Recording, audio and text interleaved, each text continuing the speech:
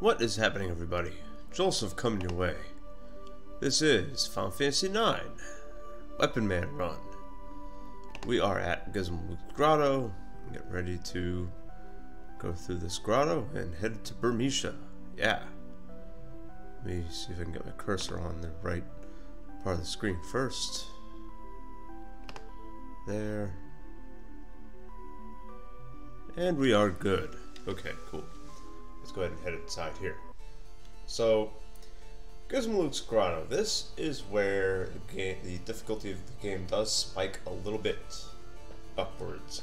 It's not as big a spike as some other Final Fantasy games. For example, Final Fantasy 1 with the Marsh Cave, that gets pretty crazy. Same with Final Fantasy 2 whenever you go to the Empire's warship, other stuff like that. But yeah, Gizamaluke's Grotto is definitely where you fight some more advanced enemies who can do some debilitating stuff to you. And the boss of Gizamaluke's Grotto, Gizamaluke himself, can be pretty insane if you don't do the right things. Fortunately, there is a good strat that I know that I picked up from watching the speedrun of this in 2013 that will allow you to defeat Gizamaluke pretty easily. So, yeah. And the way that you open doors in Gizamaluke's Grotto is to ring bells in front of the bells that are engraved inside the doors of Gizamaluke's Grotto, and you get only a few of them here, only a certain amount. So you get one from that guy. As you can see, bells will break as you open doors. So yeah, and you get to fight black mages for the first time in Gizamaluke's Grotto as well. Black mages are human type enemies. You can't eat them. With Quina, they don't teach any blue magic, and they use pretty basic spells. They're not that difficult to fight. Yeah. And here's Zorn and Thorn.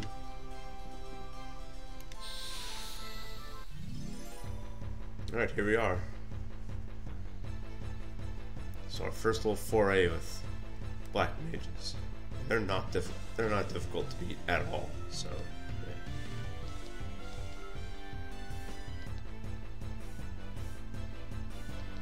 We're gonna have Freya and Zidane, and everyone pretty much just attack. Very easy. Good crit from Freya there.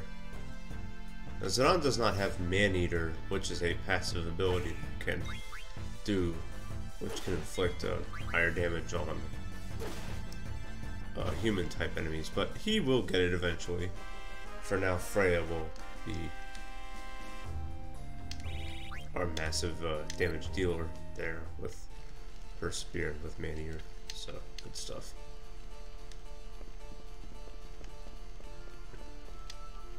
And you fight this group of black mages. I think you fight two, but only one is on the screen. But I think there are two of them here. Or it's just one. No, there's two. Yeah. And you get a Gizamaluke bell from it, so that's good. Again, I don't really care about Quina at all. Quina can just be a meat shield for all I care. And like I said, they do basic spells that do a little bit, do decent damage, nothing crazy. Nice. Although I wish Quina hit that other black mage, this way could have put him down easily, because I think they only have like 400 hit points, so yeah.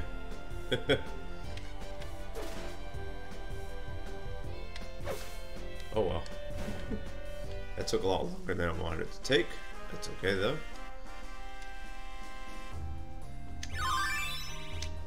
Alright, cool. Learned some abilities, got some decent AP. Got a Gizamaluke bell. Now you can either do one of two things. You can either open the... Don't open the big door. I wouldn't. You can open this one, and you can get another bell from that Burmecian guy over there. You can also get a couple of items. Bronze vest here, which teaches the jelly passive ability, which is pretty good. Jelly will protect you against petrification, which enemies in the next area will inflict. So I'm gonna give it to Zidane just for the defense boost.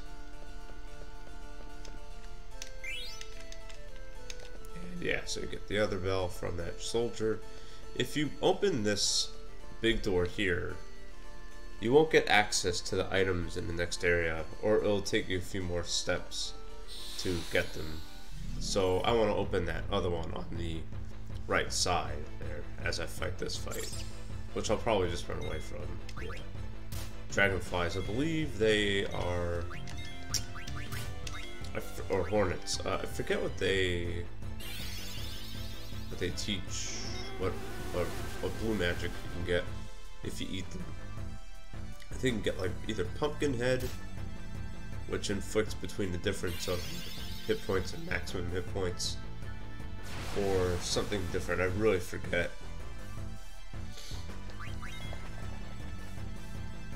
Yeah, I forget. Oh well, whatever. And Queen is down now.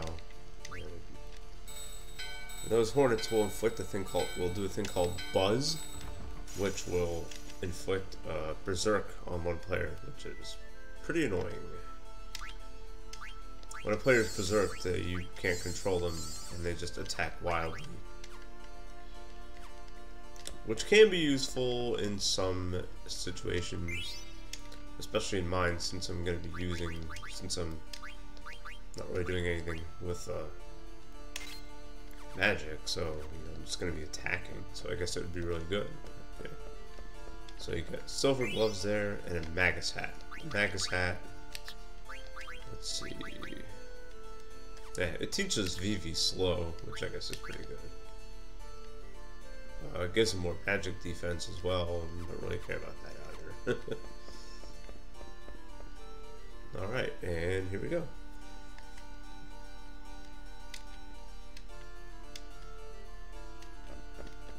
We got Moogles here, yeah.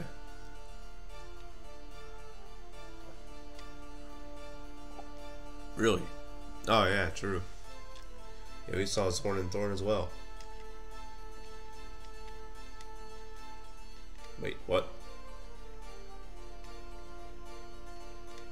Oh yeah, since Vivi has the Kupo nut, the Moogles are very, very attracted to Kupo nuts, and yeah. Oh, whoops. There you go. I accidentally said no there. So Vivi gives this Moogle the Kupo nut, and it, wow, just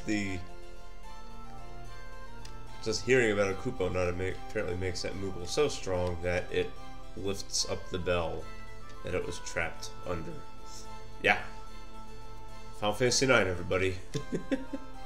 And see, if you had entered through the through that center door, you'd have to go all the way around what I just came around, and then come back around that. So you'd have to go around twice to get the items. So it is what it is, I guess. But if you open that right door, it just saves you some time. So there we go. And here are the saved Moogles. Very good. And yeah, if you give this Moogle Kupo nuts that you get from delivering letters, you'll get random items and armor and weapons and stuff. So it's pretty good. You go up here, and it leads to the outside, but you fight endgame enemies here. You fight Garudas in the forest, and you can fight Grand Dragons on the grassland area in the outside here. The Garudas are not possible; you can't beat them. Grand Dragons you can possibly beat if you give Quina the Coral Ring, because it'll protect from the Grand Dragon's Thundaga attack. And then one of these enemies on this continent, in this area, Lindblom and Burmesha and stuff, teaches Queen a Limit Glove when you eat it. Limit Glove will allow you to do a 9999 maximum attack if you have 1 hit point. So there's no chance you can beat Grand Dragons there. I'm not going to do that because I don't want to level like that, so I'm good. Mudon is a level, or giving us a letter. Awesome, cool. There we go. And alright, so now I'm gonna yeah. Anyways, let me do this. Let me Phoenix down Queena and heal Queena. There. We'll go ahead and save. I do want to save because although the next boss I'm gonna kinda nerf it. I'm gonna nerf it really badly. It will take some items for me to do that, so I kind of don't want to spend too much on it, so I might. So I want to keep that save there in case it takes me a few tries to. So you give that Moogle Cooper Nut and you'll get items from him. But if I waste too many items on Gizamaluke, I might want to retry the fight, so yeah. But I'll do that off screen, yeah. Okay, cool. So this leads to Gizamaluke's little column or whatever. Or Gizamaluke's keep, I guess. Uh-oh. And here is Gizamaluke. Now traditionally, Gizamaluke is really dangerous in this game, and is indeed one of the most difficult fights in Final Fantasy IX, bar none. He is on par with a lot of the endgame bosses in terms of difficulty relative to your party's development. Unless you really over-level, and by over-level I mean like get your players up to like level 15-ish, you're gonna have a tough time. So, in order to prevent that, we will do this. You can use tents on it. Why are we using a tent on Gizamaluke? Well, tents in this game give you the same recovery as elixirs. However, if you use a tent, there's a 1 in 2 chance that you'll be bitten by a snake, which will inflict silence, darkness, and poison, as you just saw. Now, Gizamaluke is pretty much powerless. It's blinded, so its attacks won't land as much as they can, and it can't. Most importantly, it can't use water, which is the spell that it uses. So yeah, that is how you make Gizamaluke much more manageable at low levels. That's how the speedrunners fight him, and I was very lucky to get the snake to bite Gizamaluke on the very first try. Excellent. Yeah. So now all I gotta do is just heal whoever needs to be healed, and we're good from there. So, and I'm not going to use any magic on it, just like promised in Weapon Man Run. So we're okay. I'm gonna have Vivi. I'm gonna have Zidane steal a few things from Gizamaluke. You can steal, I believe, a Magus hat, an elixir, which I just stole, and you can get an ice rod, which is a next step up in equipment for Vivi. So it's the next upgrade for Vivi. I'm gonna steal the ice rod to sell it because I don't really need it, and hopefully if I get it, I mean if I don't, whatever. I'm not gonna be upset if I can't get it, but whatever. I mean, we're going to be getting a much more powerful weapon for Vivi in a few minutes anyways, so yeah. Come on, Zidane, steal! Give me that ice rod. See, Gizamaluke would normally cast water there, but can't because of the tent snake, so yeah. This is really this is one of the this is one of the only fights in Final Fantasy IX where the tent snake is pretty effective. In most other boss fights after this, we won't really need much use for the tent snake, even if we're doing Weapon Man, just because our attacks are going to get way more powerful and other stuff like that. So yeah. But either way, I mean, it's awesome that tent snake thing is great. And I did not know about that until I saw the speedrun of this 7 some odd years ago. And as soon as I saw it, I'm like, oh my god, what have I been doing for, 13 years or whatever, however long I was playing this game. Since 2001, so yeah, whatever.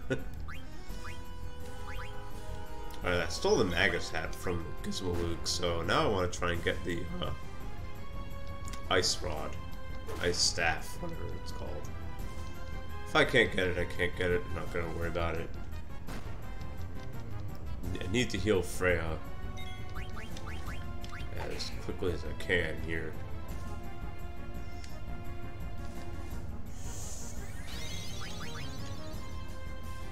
Alright. Nicely done, Zidane.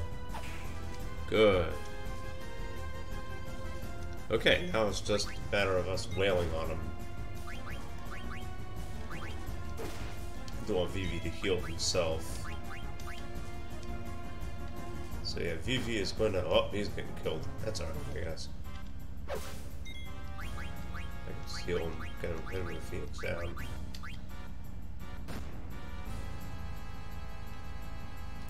Yeah, Gizamaluke can still do a decent amount of damage with his, like, crashing into us, so... Yeah. And he's dead again. I'm not even gonna worry about healing, reviving Vivi. I don't really need to worry about it at all. I mean... I don't need him to gain learning abilities or anything, so we'll be okay. Perfectly fine. It's all good. Vivi will miss out on 5 AP, but it's whatever.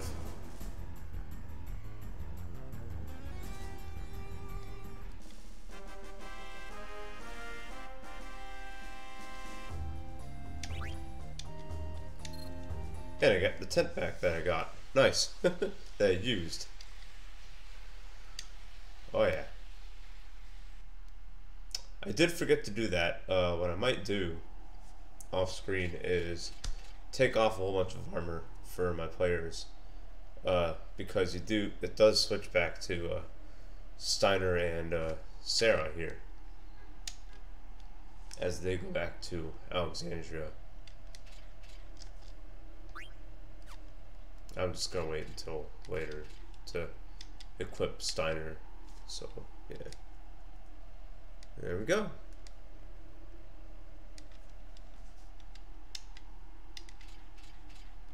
And if you saw the ATE in Lindblom, the small town night in a big city, this is a reference to that. So, and you'll see what this is what we mean now here.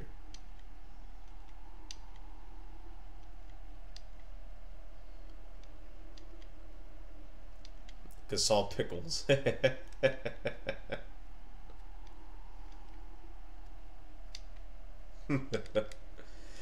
So in the ATE small town night in a big city, Steiner gets introduced to Gasol pickles. So he decides to bring a whole bunch of them with him.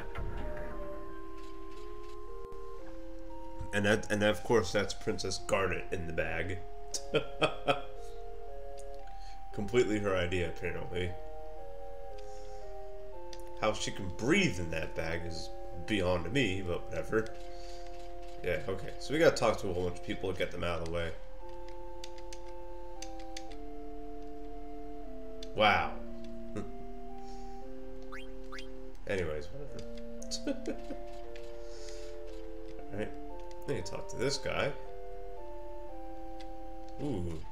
Yeah, so then you talk to this. This is the boss of that guy who was pretending to work on the gate.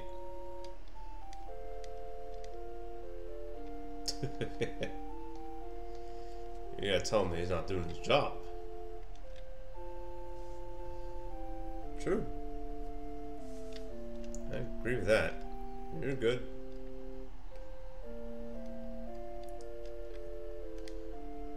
Nope. Yeah, there you go. So, yeah. So, yeah. Boss gonna go punish that guy who's working with him. Yep. And there's that guy, and apparently that Mary woman has a crush on that dude or something like that.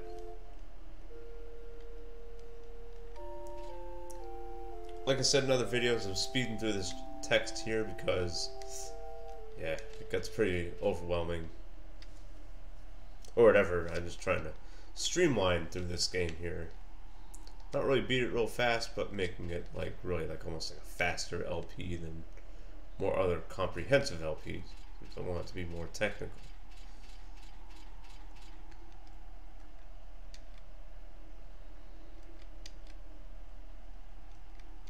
There we go. So now we're going to get the gate pass to traverse through the other gates there. Very nice. Cool. And here we are.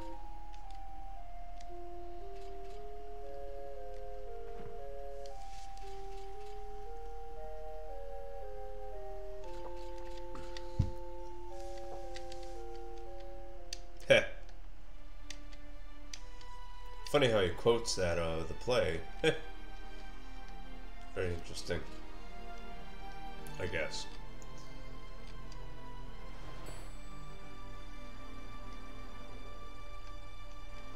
Yeah, I think so. No kidding, it would give anyone a headache.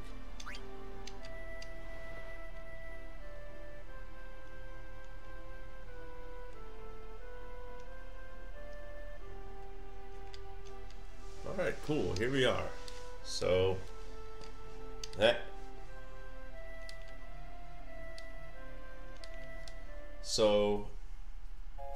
Steiner and Sarah want to go to Trino, which is almost like in between Lindblum and Alexandria. And Trino is where pretty much you get introduced to a lot of most of the side stuff you encounter is located in Trino. So yeah. And Primo wants us to send a letter up to Nanza. Very good. We will do that, absolutely. We'll give Steiner the Living Cuirass, which will teach him cover. Very nice. I want him to still have the Moonstone, teach Beast Killer. Beast Killer is really good. I do want him to learn Alert. That's going to be very, very useful later on. As well as Undead Killer, really good too. Bright Eyes and Level Up, yeah, we want that as well. As far as other equipment, Steiner's pretty good for now. As far as Sarah goes, I mean, yeah, she learns Chemist with the cotton rope, so I definitely want that. And we'll give her one of my 40 steepled hats just to give her some extra strength, because she can equip rackets, which will do just as much damage from the back row as the front row. So it's pretty good. And I guess I'll get some more Phoenix Downs, I suppose. I will be able to go to Dolly in this act, or in this segment. And when I do, I'll buy wrists. This way I can make cotton robes, which I'm gonna be able to make in Trino, so that's really nice. Okay, here we are. Getting ready to go to Trino now, which is on the way to Alexandria. Yeah. Pretty much how travelers how people travel to and from Alexandria to Trino, or from Alexandria to Limblum on foot, is pretty much to take what's called a gargant from Alexandria, which has like an underground tunnel of sorts, to Trino, and then you go to the gates from Trino to Limblum. So there we go. Good stuff.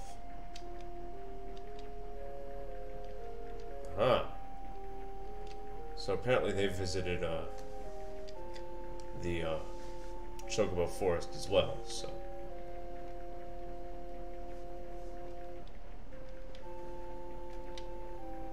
It looks like Steiner still doesn't really care for Zidane. That's just because Steiner is being Steiner, so yeah. Okay. So we're done with Steiner and Dagger, or Garnet for now. So now it's time for these four to head to Remisha. But I'm not going to do that quite yet. I do want, there is a Chocobo you can get. You can, of course, call a Chocobo near Remisha. But there's also a really important Chocograph location there, which I'm going to try to get to. But I'm probably going to get into a whole bunch of encounters. So, Remisha's right there. But I want to go over here first.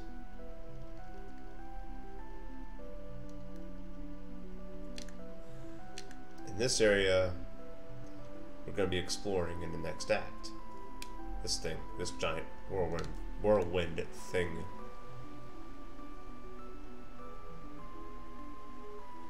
Just stutter stepping, hoping I don't take too much of a step, or else it'll increase the threat level of the overworld, as I just did there. But if it wasn't stutter stepping, I probably would have gotten into probably that would have been probably my second or third encounter. So stutter stepping does work pretty well here. And you got lizard men. I think, man, I forget what blue magic they teach. I believe they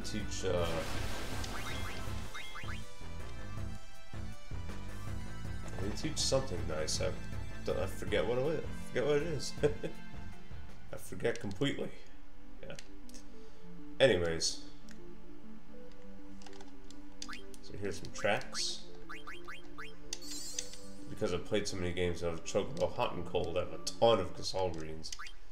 And before I end this video, let's go ahead and get a Chocograph treasure. The Healing Shore. Why do they call this the Healing Shore?